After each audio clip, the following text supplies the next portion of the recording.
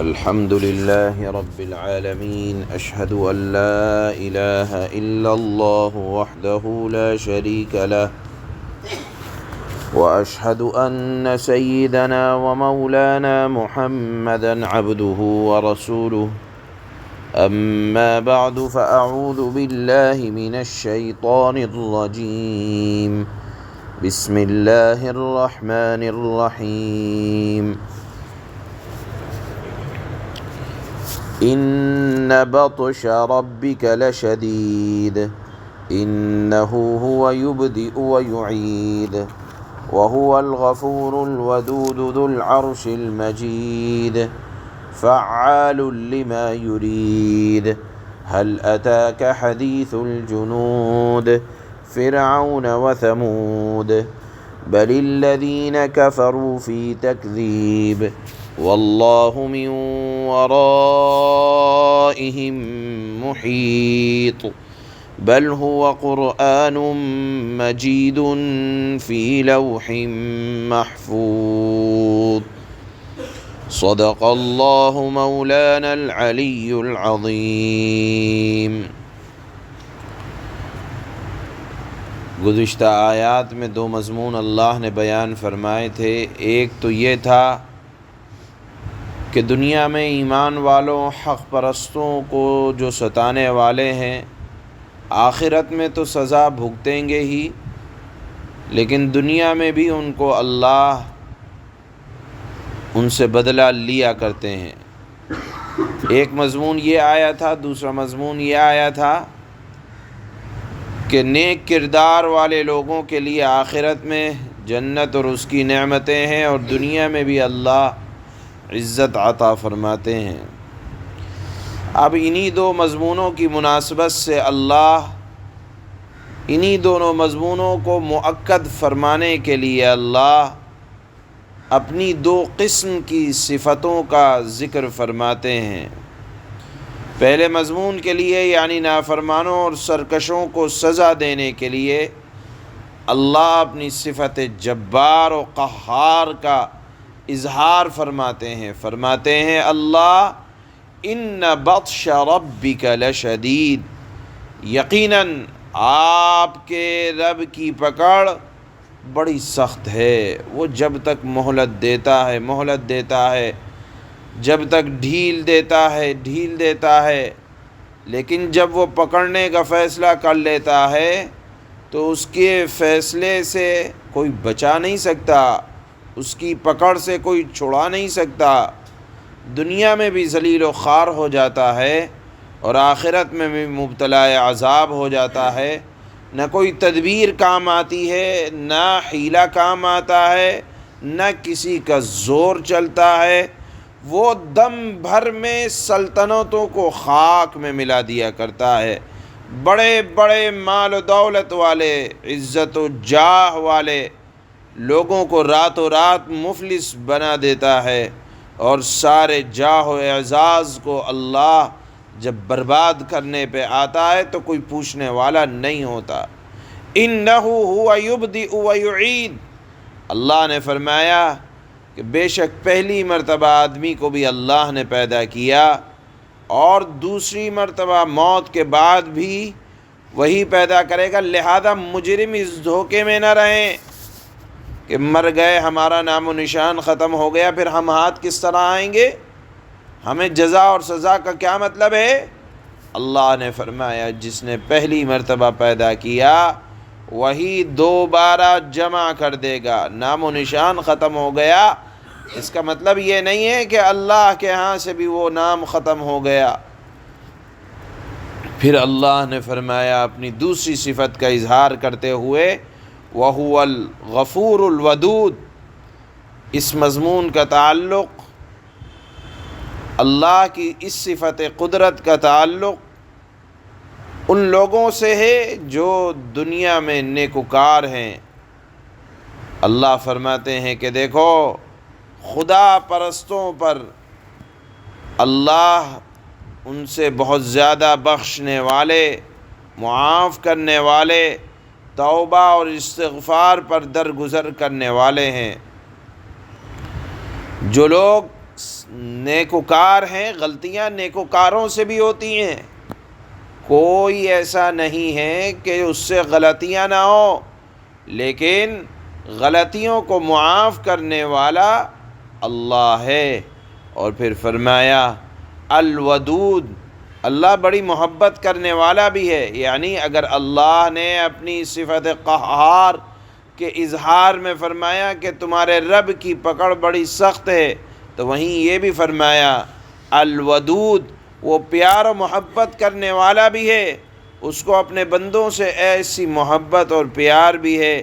کہ ماں کو اپنی اولاد سے بھی نہیں، یعنی سخت پکڑ کرنے کے باوجود اس کی بخشش اور محبت کی حد نہیں، وہ اپنے فرمانبردار بندوں کی خطاؤں کو معاف بھی کرتا ہے، ان کے عیوب کو چھپاتا بھی ہے، اور چھپانے کے ساتھ ساتھ اتنا چھپاتا ہے کہ نامہ اعمال سے بھی بعض اوقات مٹا دیا کرتا ہے، نہ فرشتوں کو معلوم نہ انسانوں کو معلوم، خطائیں کی معاف بھی ہو گئیں، نامہ اعمال سے بھی مٹا دیا گیا، تو یہ اللہ کی صفت محبت نہیں تو اور کیا ہے؟ تو اللہ نے اپنی صفت محبت کا بھی اظہار کیا ایمان والے لوگوں کے لیے، اور پھر فرمایا ذو العرش المجید، کہ وہ عرش والا ہے، عرش کا مالک ہے، جو عرش تمام مخلوقات سے بلند و بالا ہے،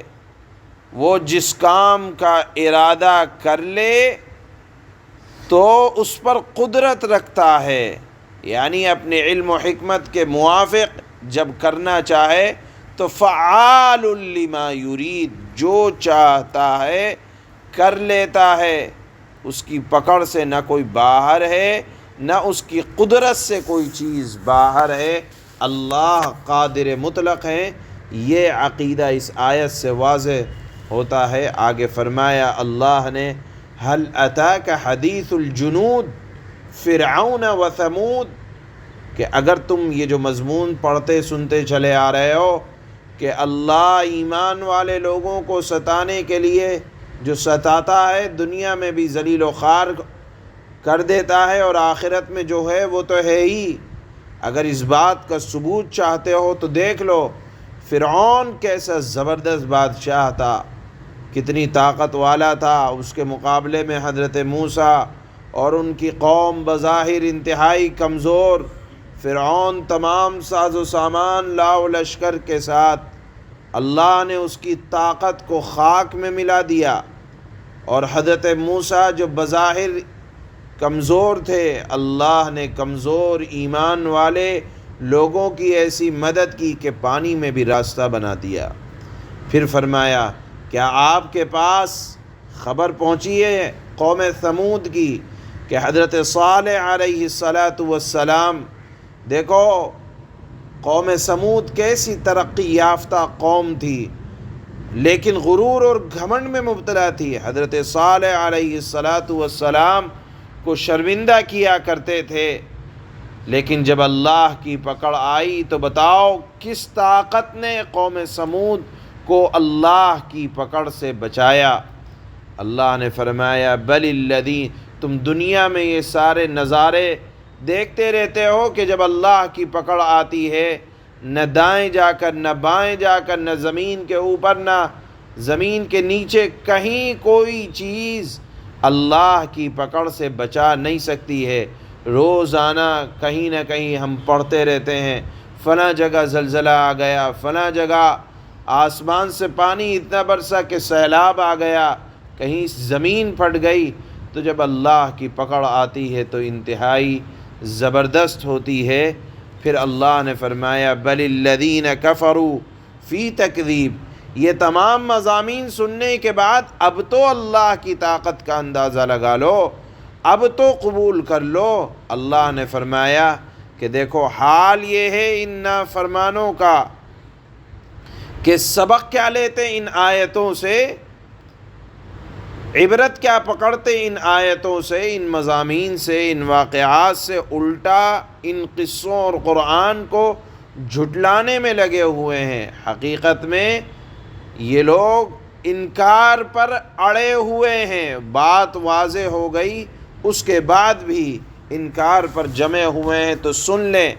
واللہ من ورائہم محیط، اللہ ان کو ادھر سے ادھر سے گھیرے ہوئے ہے، یعنی کوئی طاقت، بڑی سے بڑی طاقت اللہ کی پکڑ سے باہر نہیں ہے۔ جس دن چاہے گا طوفانوں سے ہلاک کر دے گا، جب چاہے گا زلزلوں سے ہلاک کر دے گا، جب چاہے گا قحطوں سے ہلاک کر دے گا، جب چاہے گا بارشوں سیلابوں سے ہلاک کر دے گا، من ورائہم محیط، جب چاہے گا بیماریاں ڈال دے گا، تم کچھ نہیں کر سکتے۔ لہذا اللہ نے ایک جملے میں اتنا بڑا مضمون سمیٹ دیا کہ واللہ من ورائہم محیط، تمہیں اللہ گھیرے ہوئے ہے، تو نافرمانی کس بات کی، کس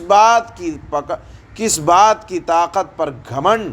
تم خود اللہ کے محتاج ہو۔ اور پھر اللہ نے فرمایا بل ہوا قرآن مجید، یہ منکرین قرآن کو، اس کے مضامین کو جھٹلاتے رہتے ہیں، محض بے وقوفی ہے۔ قرآن ایسی چیز نہیں کہ جو چند جھٹلانے والے احمقوں کے جھٹلانے اور باطل کے جھٹلانے کی وجہ سے العیاذ باللہ قرآن کی بزرگی میں کمی آ جائے۔ یہ کتاب تو اپنے مقام اور مرتبے کے اعتبار سے بہت بلند ہے، اتنی بلند ہے کہ فی لوح محفوظ، عرش الہی کے نیچے جو لوح محفوظ ہے وہاں محفوظ ہے۔ لہذا دنیا میں مٹانے والے اگر مٹانے کی بھی کوشش کریں تو لوح محفوظ تک تو ان کا بس بھی نہیں چلتا، یہ قرآن وہاں سے کہاں سے مٹے گا۔ لہذا قرآن کے مقابلے میں جو محنت کر رہے ہیں وہ یہ سمجھ لیں کہ یہ اللہ کا کلام ہے، دنیا سے کیسے مٹ سکتا ہے، کیونکہ وہ تو اتنی بلند جگہ لکھا ہوا ہے جس کا مقام لوح محفوظ میں ہے۔ اس مضمون کو اللہ نے سورہ بروج کے اخیر میں بیان فرمایا۔ اس سورت کے مضامین سے جو بات کھل کر سامنے آئی کہ اہل اللہ کو ہر زمانے میں ستایا جاتا ہے اور اللہ کی دیر سویر مدد آیا کرتی ہے، اور ستانے والے یہ اللہ کی پکڑ سے کبھی باہر نہیں ہیں۔ اس مضمون کو اللہ نے یہاں بھی ان آیتوں میں بیان فرمایا ہے، اور اس کا ہم مشاہدہ دن و رات کرتے رہتے ہیں کہ جس کو بچانے والا اللہ ہو اس کو کوئی دنیا سے ناپید نہیں کر سکتا۔ آپ دیکھیں افغانستان، عراق اور نہ جانے دنیا کے کتنے کمزور ترین اسلامی ممالک ہیں، ہر طرح سے ان کو مٹانا چاہا، لیکن جس کو بچانا والا اللہ ہو اس کو صفحہ ہستی سے کوئی مٹا نہیں سکتا ہے۔ دن اور رات ہم ان تمام واقعات کا اپنی آنکھوں سے مشاہدہ کرتے رہتے ہیں۔ بہرحال اس صورت کا جو بنیادی مضمون ہے کہ اہل اللہ کو ستانے کا دور حضرات صحابہ اکرام سے پہلے پچھلی اقوام، جس میں حضرت عیسیٰ علیہ السلام کے زمانے کا ایک واقعہ اللہ نے اس صورت میں بیان کیا ہے، حضرات صحابہ کو تسلی دینے کے لیے کہ تم لوگوں کو جو ستایا جا رہا ہے کچھ دنوں کی بات ہے، اور تاریخ نے دیکھا کہ جس مکے میں اور کعبے میں اللہ کے نبی کو اور حضرات صحابہ کو ستایا گیا، نکالا گیا، وہی کعبہ ایک دن اللہ کے نبی صلی اللہ علیہ وسلم کی سلطنت کے تحت آیا۔ چنانچہ اور وہاں کے ظالم و جابر کی کمر ٹوٹی، کیونکہ اللہ نے فرمایا ہے کہ تمہارے رب کی پکڑ بڑی سخت ہے۔ چنانچہ اللہ فرماتے ہیں ان بطش ربک لشدید انه هو يبدئ ويعيد وهو الغفور الودود۔ حقیقت یہ ہے کہ تمہارے پروردگار کی پکڑ بڑی سخت ہے، بے شک وہی پہلی مرتبہ پیدا کرتا ہے اور وہی دوبارہ پیدا کرے گا۔ وَهُوَ الْغَفُورُ الْوَدُودُ، اور وہ بہت بخشنے والا، بہت محبت کرنے والا ہے۔ ذو العرش المجید، عرش کا مالک ہے، بزرگی والا ہے۔ فعال لما یرید، جو کچھ ارادہ کرتا ہے کر گزرتا ہے، اس کا کوئی ہاتھ پکڑنے والا بھی نہیں ہے۔ هل اتاک حدیث الجنود فرعون وثمود، کیا تمہارے پاس ان لشکروں کی خبر پہنچی ہے، یعنی فرعون اور سمود کے لشکروں کی؟ بل الذین کفروا فی تکذیب، اس کے باوجود نافرمان لوگ حق کو جھٹلانے میں لگے ہوئے ہیں، یعنی اپنے انجام کو سن کر باز بھی نہیں آ رہے، الٹا قرآن کو جھٹلا رہے ہیں۔ واللہ من ورائہم محیط، جبکہ اللہ نے ان کو گھیرے میں لیا ہوا ہے، کوئی اللہ کی پکڑ سے باہر نہیں ہے۔ بل هو قرآن مجید فی لوح محفوظ، کسی کے قرآن کے مضامین کو جھٹلانے سے قرآن پر کوئی اثر نہیں پڑتا۔ کیونکہ یہ قرآن بڑی عظمت والا قرآن ہے، اس کی عظمت اور بزرگی کا اگر سننا ہو تو سن لو کہ یہ قرآن ایسا ہے جو لوح محفوظ میں درج ہے۔ سبحان اللہ۔